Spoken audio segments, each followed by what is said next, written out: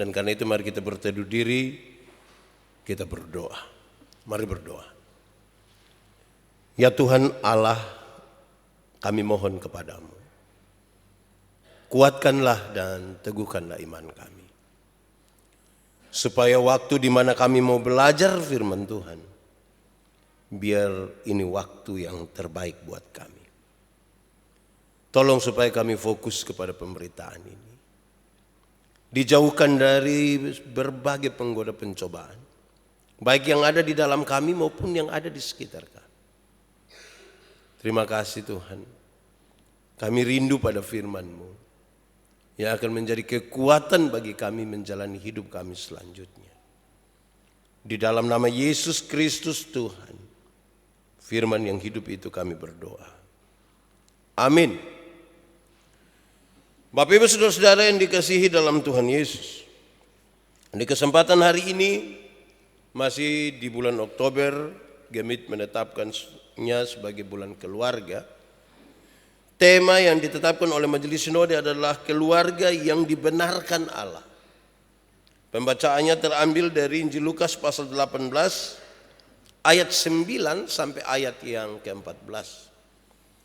Injil Lukas pasal 18 ayat 9 sampai ayat yang ke-14, firman Tuhan berkata demikian, perumpamaan tentang orang Farisi dengan pemungut cukai.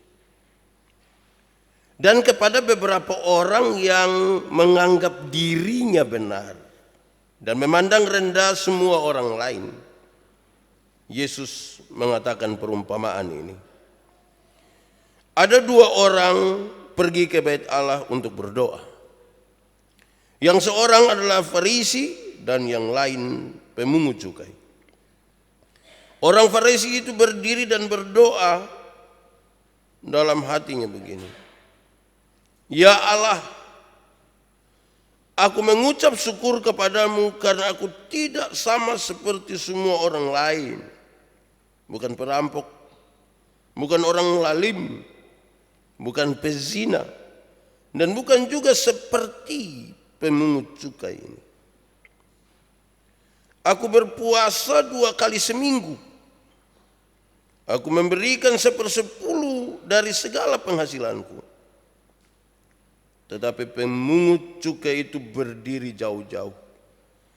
Bahkan ia tidak berani menengadah ke langit, melainkan ia memukul diri dan berkata, Ya Allah, kasihanilah aku orang berdosa ini.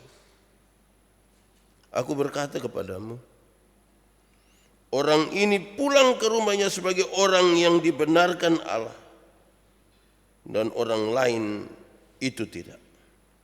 Sebab barang siapa meninggikan diri, ia akan direndahkan. Dan barang siapa merendahkan diri, ia akan ditinggikan. Demikian firman Tuhan. Berbahagia setiap orang yang mendengar firman, memelihara dan melakukan dalam hidup setiap hari. Haleluya.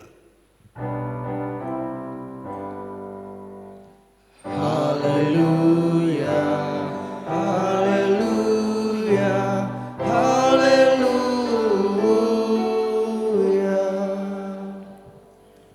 Bapak Ibu Saudara-saudara, shalom. Sekali lagi, shalom. Beberapa minggu lalu saya KKR di satu tempat di Kupang sini. Orang banyak. Mata saya tertuju kepada seorang perempuan yang dia sangat-sangat ekspresif. Di akhir saya tahu kalau dia punya gangguan jiwa sedikit. Saya sapa semua orang secara merata, standar, termasuk dia. Tetapi saudara, waktu sudah habis ibadah, para pendeta dan orang-orang 1-2 pejabat itu datang pegang tangan dan saya. Tidak lupa juga yang perempuan ini datang. Dia terobos itu orang-orang. Dia bukan saja mau pegang tangan. Nah, Pak Pendeta Yandi kan harus menjaga citra diri supaya tetap harus jadi orang baik toh. Jadi saya pegang tangan semua juga standar, termasuk dengan dia.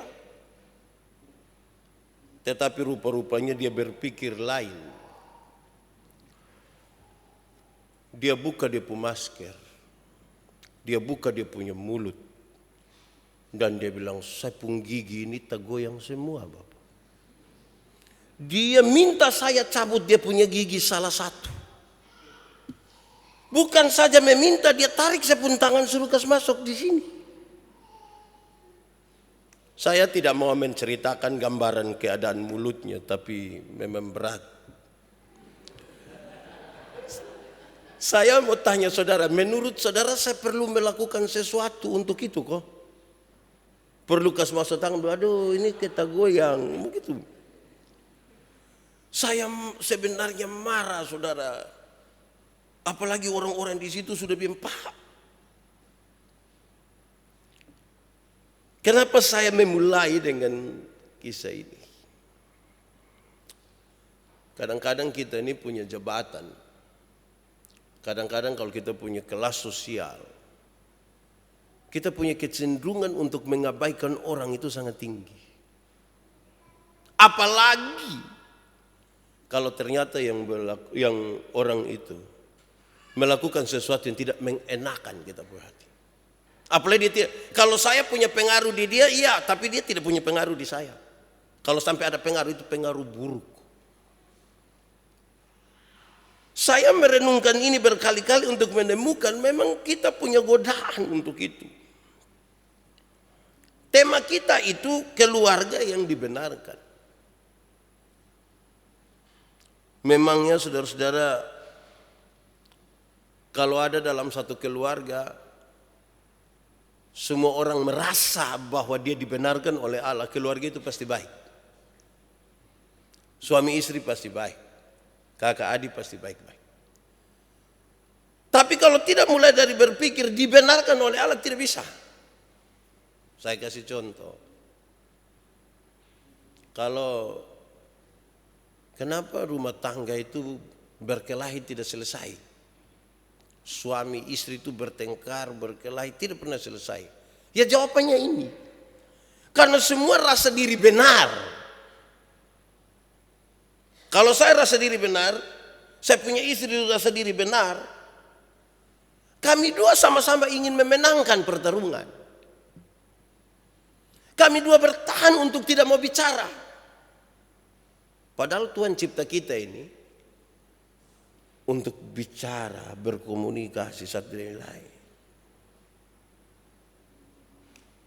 Tapi karena kita baku marah dan sama-sama rasa diri benar, ini dua-dua tahan diri tidak mau bicara. Ini termasuk yang baru pacaran dong. Kamu pernah bertengkar dengan pacar kok? Terus dua-dua rasa diri benar dan dua-dua tidak mau beromong. Itu tertekan saudara. Karena Tuhan cipta kita ini untuk saling bicara. Terus kita dua ketemu.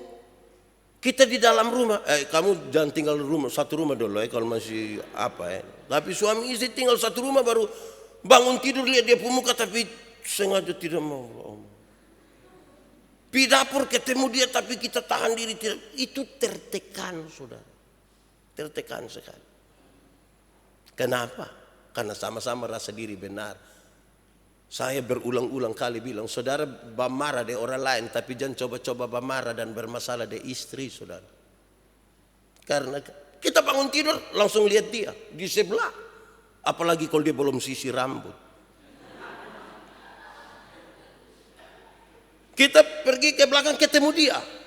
Ke ruang tengah ketemu dia. Di ruang tamu dia pu foto. Paling besar. Baru dia ada lihat kita begini. Oh itu gigi. Supaya jadi baik. Tidak bisa semua orang atau dua-dua ini merasa benar. Harus dua-dua rasa salah. Kalau saya dan istri bertengkar misalnya, saya harus bilang begini. Aduh, saya salah apa kok ibu tidak mau benar saya? Terus ibu juga berpikir, kenapa kok saya salah apa sampai Pak Pendeta Tidak bohong. Ibu jangan panggil saya Pak Pendeta, suami. Kalau sama-sama rasa salah, kita pasti bohong. Di soal itu kan kita sama-sama rasa diri benar. Baku omong tidak. Kita lebih banyak baku jauh. Dari keluarga-keluarga baik yang ada ikut di sini, baik yang sementara ikut live ini di rumah. Lihat kau ini bicara sudah. Lihat kau bicara. Sebab kan tertekan kita hidup. Kenapa ini penting, saudara? Ada satu kali Tuhan Yesus mengungkapkan perumpamaan yang baik ini. Dia berbicara tentang seorang pemungut cukai dan seorang Farisi. Seorang Farisi itu, saudara-saudara, kita sama-sama tahu bahwa Farisi itu adalah pemimpin spiritual. Mereka punya jabatan di dalam agama. Yang kedua itu adalah pemungut cukai. Pemungut cukai dianggap oleh masyarakat Yahudi itu sebagai sampah dan orang berdosa, tapi dia punya jabatan juga. Kerajaan Roma taksir pendapatan dari satu daerah. Terus dia lelang itu jabatan. Siapa yang mau pungut? Yang pungut inilah pemungut cukai. Dia boleh makan dari apa yang dia pungut dan berikan kepada pemerintah Roma. Orang-orang menganggap dia sampah dan orang berdosa, sehingga dia disejajarkan betul dengan orang-orang berdosa. Tapi dia punya jabatan dalam masyarakat karena dia pemungut cukai. Lalu saudara-saudara, kita melihat apa yang Tuhan Yesus sampaikan ini. Dorang dua sama-sama datang ke bait Allah untuk berdoa. Dua-dua datang ke bait Allah untuk berdoa. Bagaimana orang Farisi ini digambarkan? Dia memang bicara dalam hatinya. Tapi dia bicara dalam hatinya penuh keangkuhan. Bahkan dalam doa-doa di dalam hati saja, dia sempat untuk mengatakan bersyukurkan dia tidak seperti orang berdosa itu.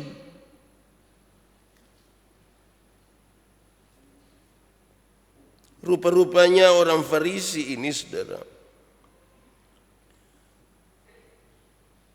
badannya datang ke bait Allah.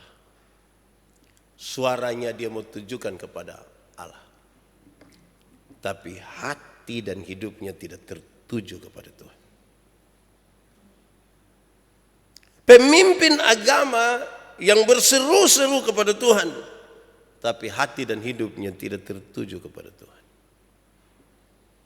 Penuh keangkuhan dan penuh pelecehan terhadap orang-orang yang dianggap berdosa. Saya ingin mengatakan, dengan demikian dia tidak sungguh-sungguh datang ke bait Allah. Walaupun dia dalam keadaan berdoa. Dia sementara berdoa dengan dirinya sendiri. Dia mengagumi dirinya sendiri.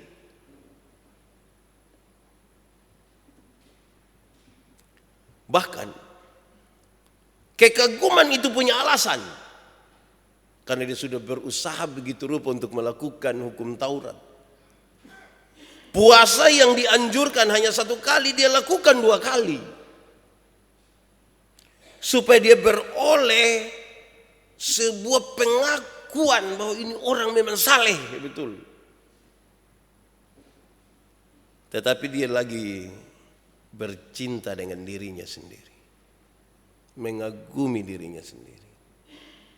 Merasa dirinya lebih hebat dari orang lain. Yang kedua digambarkan tentang pemungut cukai itu. Ayat 13. Tetapi pemungut cukai itu berdiri jauh-jauh.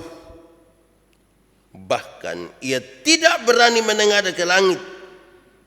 melainkan memukul dirinya dan berkata, "Ya Allah, kasihanilah aku orang berdosa ini." Saudara, yang mau dinampakkan di situ adalah dia datang dalam sebuah keadaan di mana dia merasa diri tidak layak. Bahkan mau angkat muka sekalipun dia rasa dia tidak layak untuk itu. Saya tidak pantas untuk itu. Permohonannya jelas. Permohonannya jelas. Dia mohon dikasihani. Karena dia tidak layak. Kasihanilah aku, ya Allah. Saya coba melihat doa dari dua orang ini. Dari seorang Farisi itu kita menemukan dia berdoa seolah-olah dia bersyukur. Seolah-olah dia bersyukur. Tapi yang dia syukuri itu sesuatu yang sangat berpusat pada dirinya. Dia ingin kasih tahu siapa dirinya, bahkan tidak segan-segan. Dia kasih tahu itu di hadapan Allah yang sangat-sangat mengetahui segala sesuatu. Saya membayangkan saudara kalau di hadapan Tuhan Allah saya ini orang sombong begini, apalagi di hadapan manusia. Apalagi di hadapan itu perempuan yang tadi dia punya otak tidak betul itu. Kira-kira teks kita berkata demikian. Lalu tema kita hari ini saudara-saudara, keluarga yang dibenarkan Allah. Saudara-saudara, sebelum masuk pada poin-poin menyangkut dengan keluarga yang dibenarkan oleh Allah, saya mau kasih tahu kita saudara bahwa keluarga itu adalah sebuah kehidupan seperti sekolah yang tidak pernah selesai.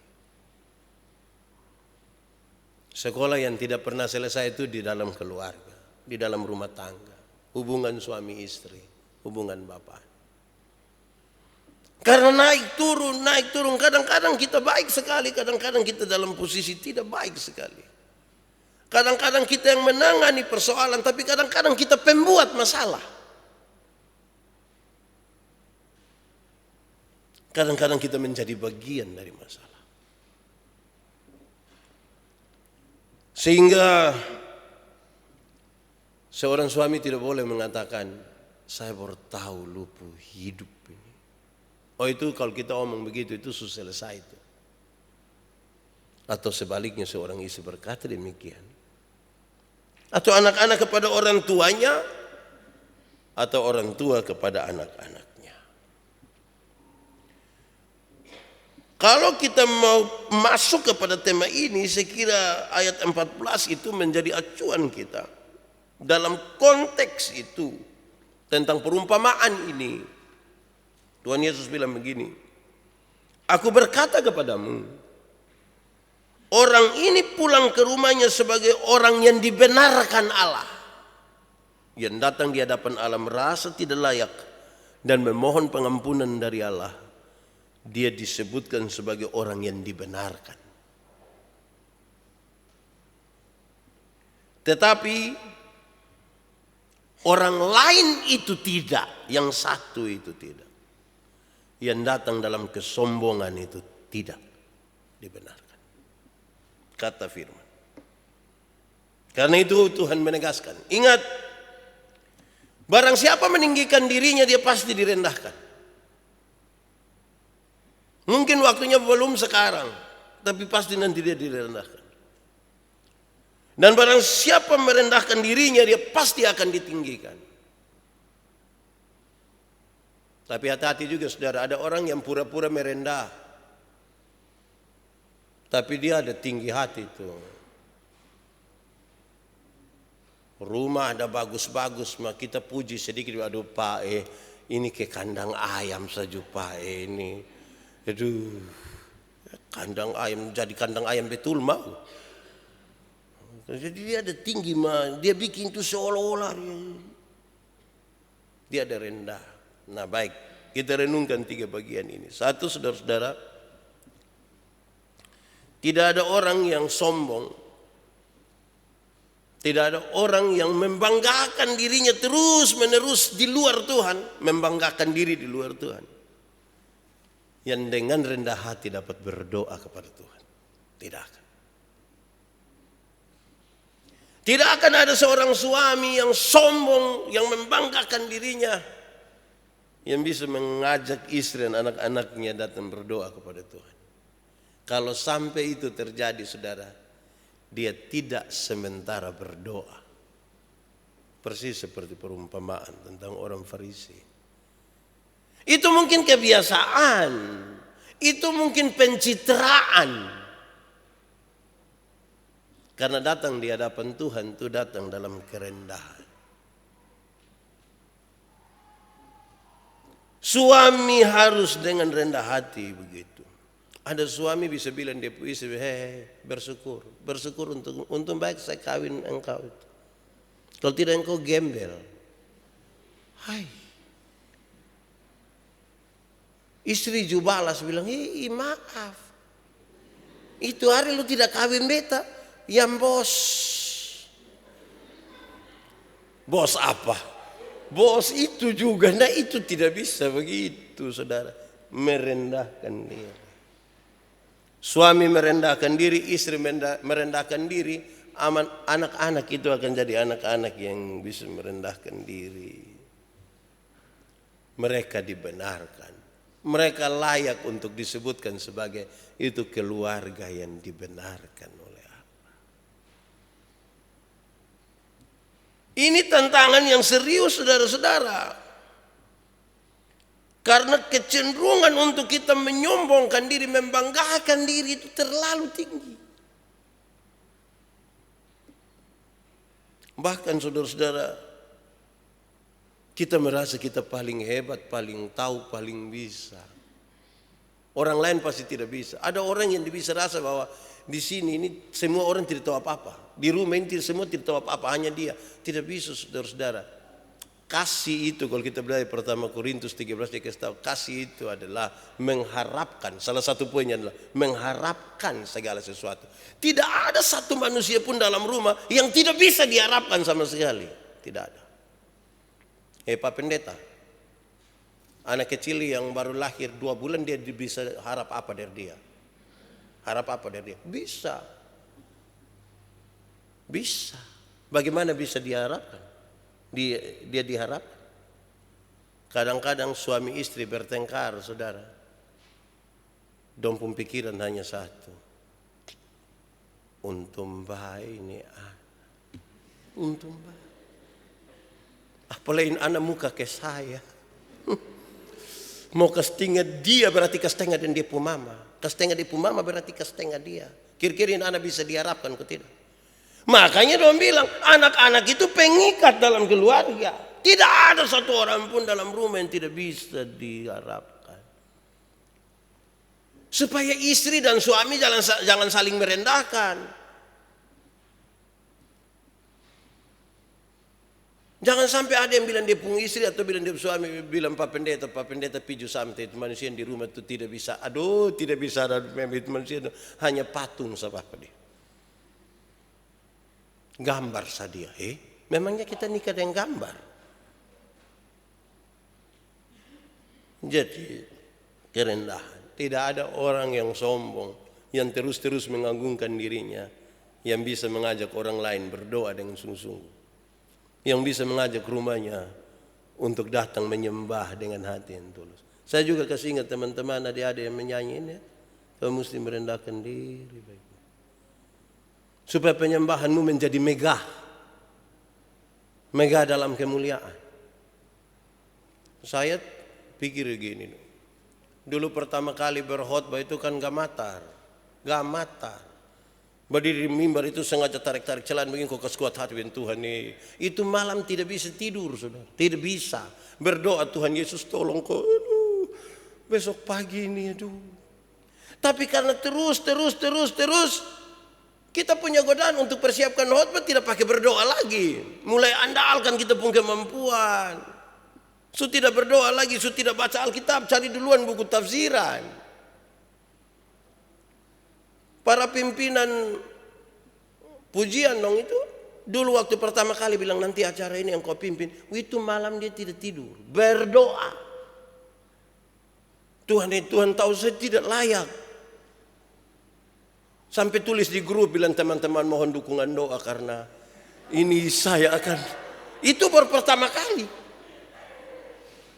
Dia menyanyi juga standar sekali, dia maju itu dengan teduh dia baik. Saya sebenarnya tidak layak tapi saya suka kesempatan yang Tuhan kasih ini. Dia menyanyi, ku tahu Tuhan pasti buka jalan. Ini waktu masih hati penuh kerendahan dan tahu kekurangan. Tapi mulai bagus sedikit kok agak sombong. Dia pun improvisasi tuh. Ku tahu Tuhan pasti buka. Tidak salah tuh dia improvisasi. Tidak salah kan? Atau salah? Tidak salah. Dia pun salah tuh apa yang ada dalam kedalaman jiwanya. Itu dia pun soal di situ. Supaya kita belajar, ingat orang-orang yang sombong tidak akan mengajak orang.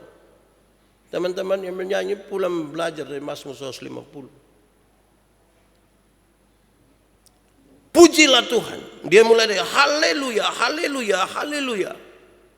Haleluya itu dia arti apa?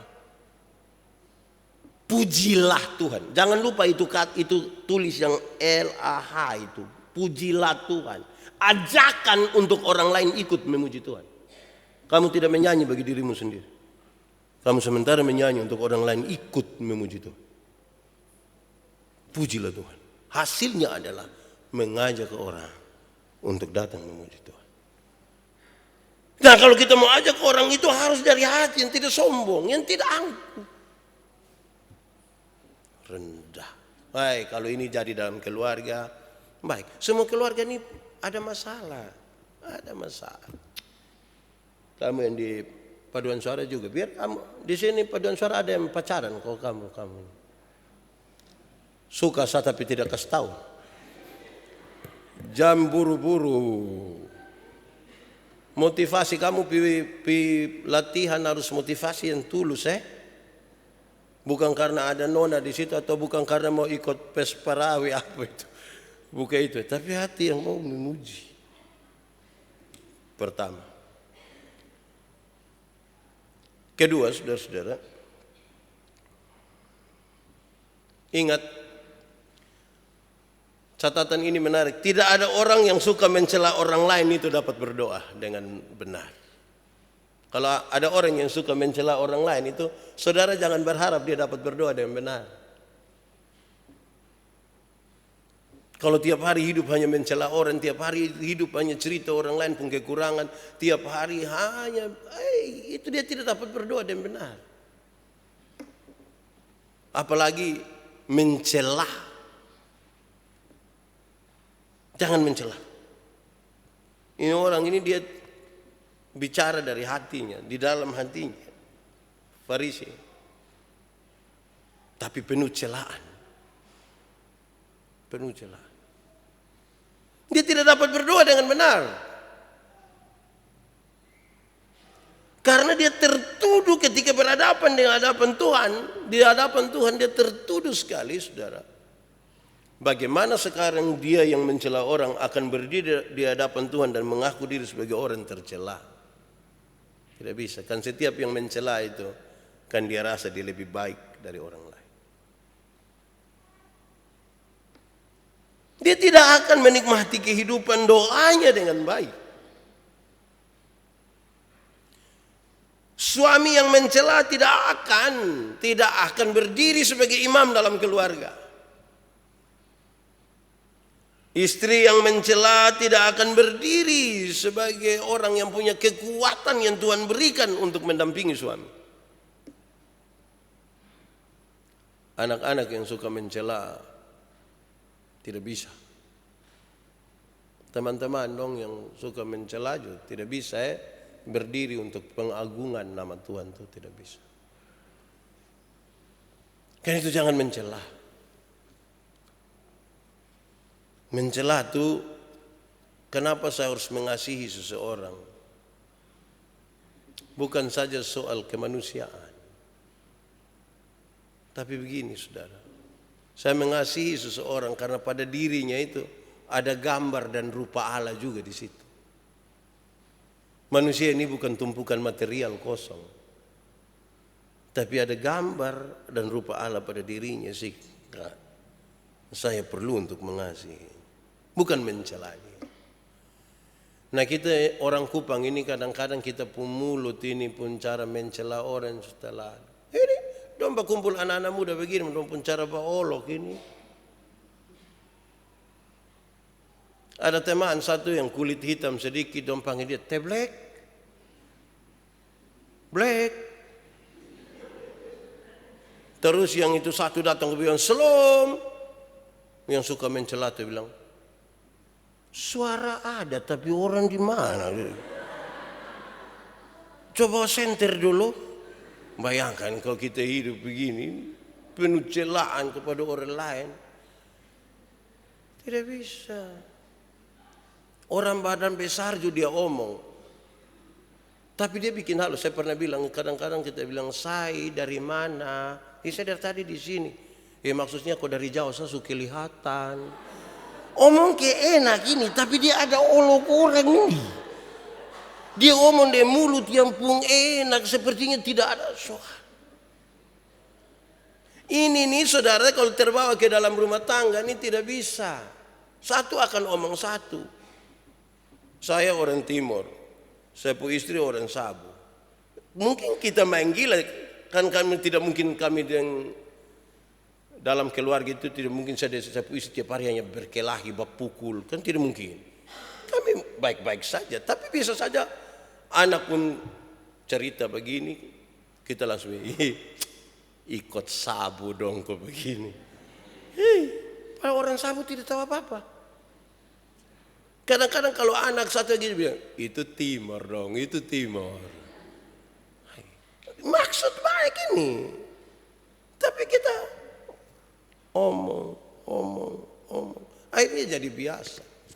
Mencela sudah jadi barang yang biasa saja. Tidak bisa. Itu akan bawa ke upaya untuk pandang remeh orang lain. Kalau kita pandang remeh orang lain tidak bisa. Saya belajar dari satu pimpinan bank. Dia bercerita ke saya satu kisah yang saya kira cukup inspiratif. Dia orang yang rajin sekali, saudara.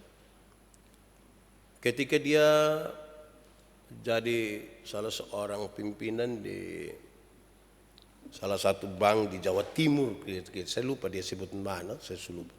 Dia bilang begini, datang dia punya sopir dan cleaning service atau apa lagi, pokoknya ada orang-orang yang bantu kerja. Saya datang bilang, Bapak, kami minta bicara sedikit dengan Bapak.